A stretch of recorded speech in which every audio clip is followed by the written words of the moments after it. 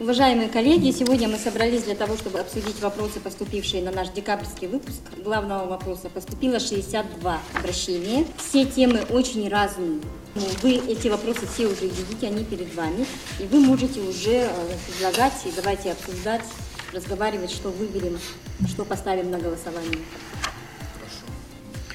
Ну вот, опять же, по структуре правительства, вот это вот изменения, которые вот в этом месяце произошли, получается, указ, который был подписан. Вот несколько вопросов было и вообще по проектному управлению, и по структуре вообще. Этот вопрос еще, по-моему, тогда отвечался. Да. Поэтому, мне кажется, это раз не Да, попадает, это уже, значит, по-моему, актуально. уже третий выпуск подряд Да. подобная тематика звучит. Поднимается. Да.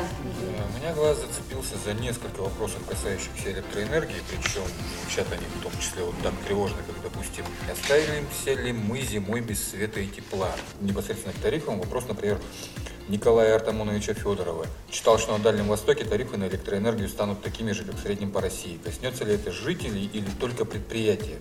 Таких вопросов, их несколько, их можно было бы объединить в одну тему, касающуюся электроснабжения и водоразделения. Вообще хочется отметить, что на этот раз вопросов очень много, да, и они очень интересные. Вопрос от Назара и Маргариты Павловны, которая беспокоится, что программа по переселению граждан из детского и аварийного жилья скоро будет свернута, да? Есть вопрос о бренде, сделанном в Якутии, но хотелось бы мне все-таки обратить внимание на вопрос от Елизаровой Вероники Дмитриевны, которая беспокоится о состоянии внутреннего туризма. Она пишет, что у нас очень дорого ездить по республике, да? Вот, дешевле по России ездить, чем по Якутии. Спасибо, Дмитрий Сергеевич. Михаил Николаевич. И я бы хотел просто зачитать вопросы, которые касающиеся районов на якутском языке поступили. Это Бубякина из Ангинского улуса спрашивает насчет энергетики, когда она придет в Ангинский район. Что касается еще вот вопрос Эджиген улугунки нигер, клуб суллары канан баран көтөлүлү бит.